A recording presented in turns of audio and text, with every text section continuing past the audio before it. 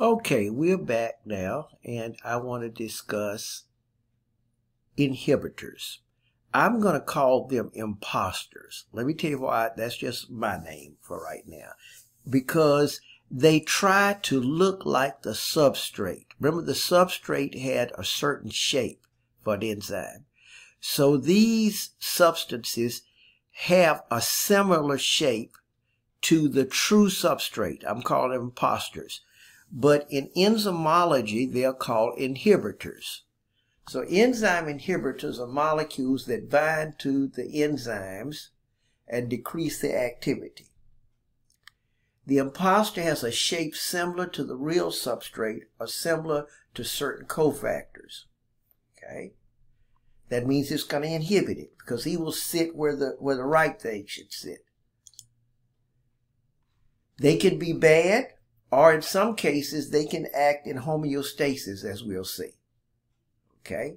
They're used in herbicides, pesticides, to block enzyme action in insects. But again, those same enzymes can't be in us, or they would inhibit our activity too. The types of inhibitors we have are called competitive inhibitors and non-competitive. Competitive and non-competitive. Competitive inhibitors compete for the active site just like the real substrate. Non-competitive act at other spots, maybe where a coenzyme or cofactor would sit.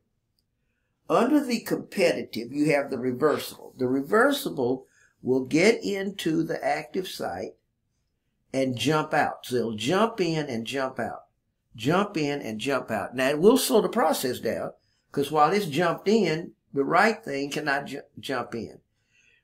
The non-reversible ones jump in and bind covalently. They jump in and bind covalently. Remember, I told you the real substrate should never bind covalently. These do. So that takes the whole enzyme out forever. Reversible inhibitor jumps in and jumps out, as I mentioned. Jumps in and it slows down the process. Competitive reversible, you can read on it as I alluded to. Here would be a substrate. Here would be something that looks like it, close enough to fit in. Close enough to fit in. Okay. The non-reversible jump in, but they bind covalently. And that's a permanent bond. That means that particular enzyme molecule is gone. So that's what this is trying to show. It's like it's chaining itself down. The right substrate cannot get in. Okay. The non-competitive inhibitor binds to somewhere else that's not the active site. So here's the active site. Here's a non-competitive binding someplace else, like where maybe a cofactor or something would fit. These are other less common. I won't get into that. Okay.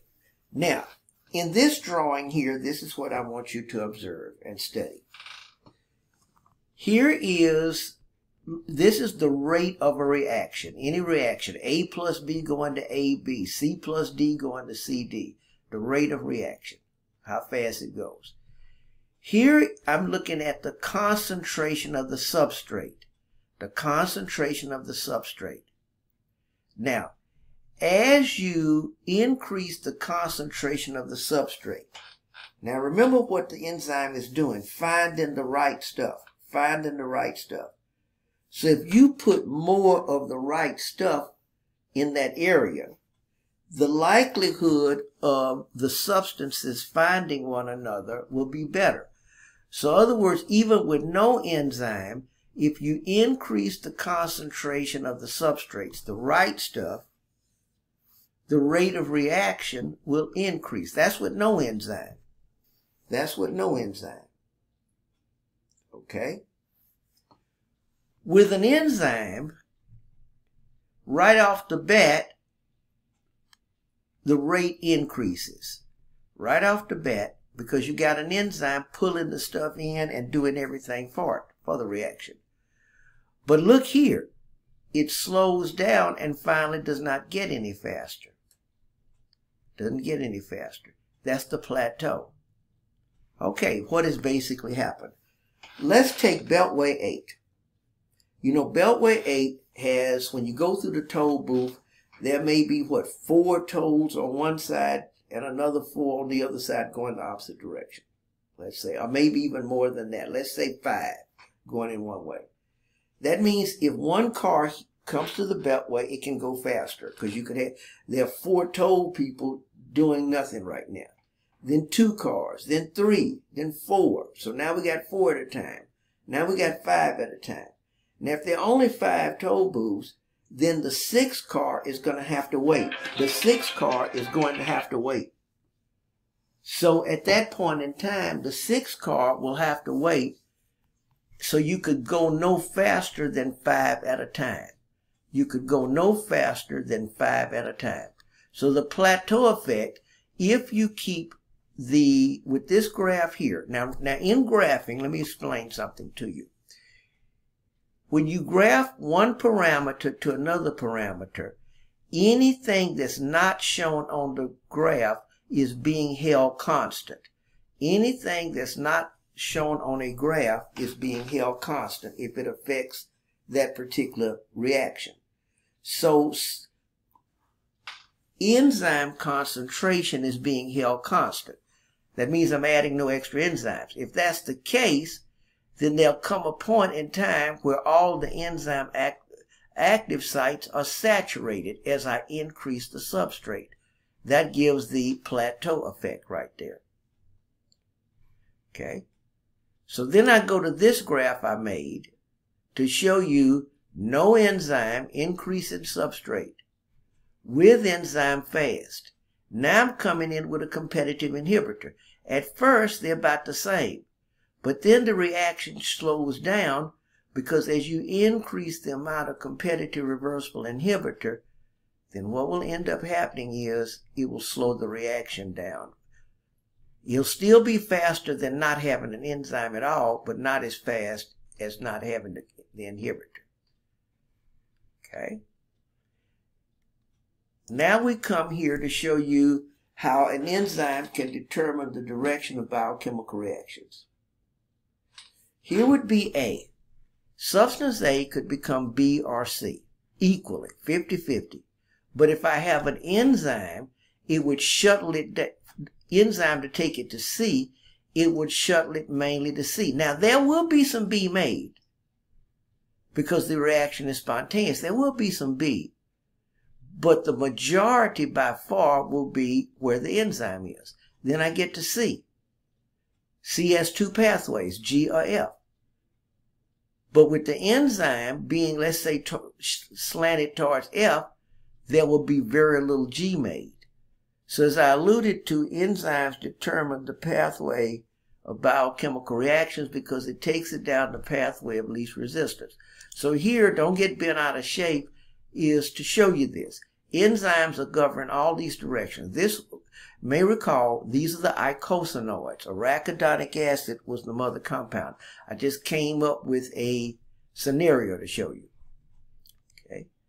We go to homeostasis. So now we're looking at enzyme inhibitors helping us out in homeostasis. So let's just look at this.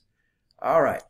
Let's take this assumption that D is something that you need to make in your body. It could be insulin, whatever. D is something you need to make. But you don't want to have too much D in the body and you don't want to have too little. Listen to me again. You don't want to have too much D and you don't want to have too much little. Now each of the steps from A to D are being catalyzed by an enzyme. Enzyme 1, enzyme 2, enzyme 3. Okay, so let's say, now I don't want to have too little or too much. All right, so here's how the thing would go. You would get, substance A would be the first part, the precursor. Enzyme 1 would convert it to B. Enzyme 2 to C. Enzyme 3 to D. Okay, so the reaction is going and it's going very fast to keep D not getting too low. But if the concentration of D started to get too high, then in this scenario, D itself could act as a competitive reversible inhibitor. Let me say that again. D itself could act as a competitive reversible inhibitor to inhibit enzyme 3. If it inhibits enzyme 3, then there will be less conversion from C to D, so there will be less D made, bringing it back into range. As the concentration of D starts to drop, there would be less competitive inhibition on enzyme 3, so you'd start making more D, maintaining it in normal range. So this is to show you that inhibitors are also used in homeostasis. I don't want to imply that inhibitors are always bad. All right. Here, I'm not going to say, but this is an example that you can glance of enzymes involved in certain diseases. Enzyme defects involved. All right. So with that in mind, I go a little further. Isoenzymes. We'll discuss them later. Now, this is a big issue in medicine, in clinical. Iso means same enzyme. So here's how the situation goes. 3 cells could use the same enzyme to do some important function.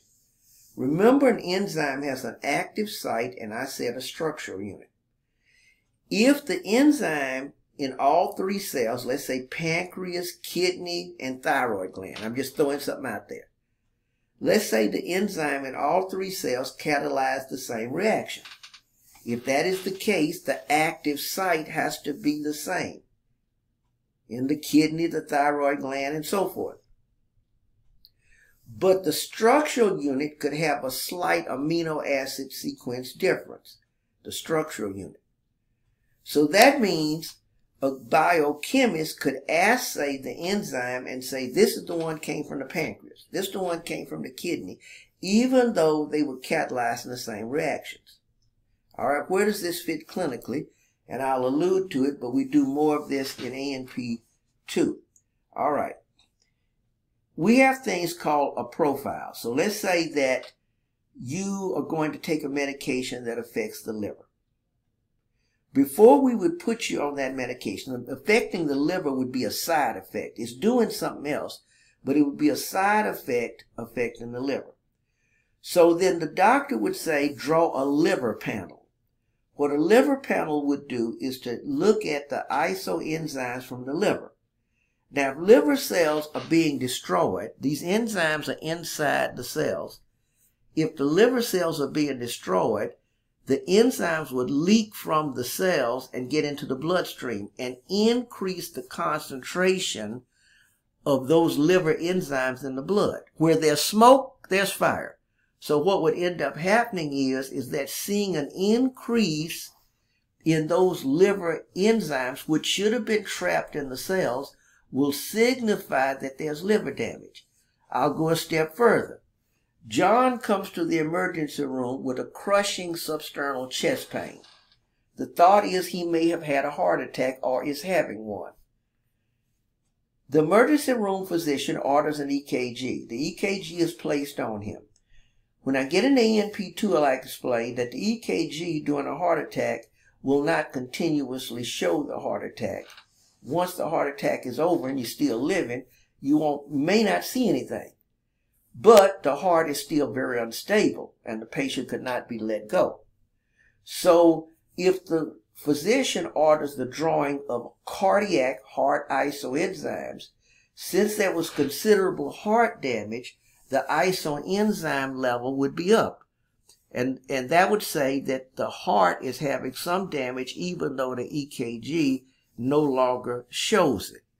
So I'm just showing you the clinical relevance of the issue of isoenzymes. And again, I'll discuss that more in my ANP2. Our next subject will be DNA and RNA. So I'll close here.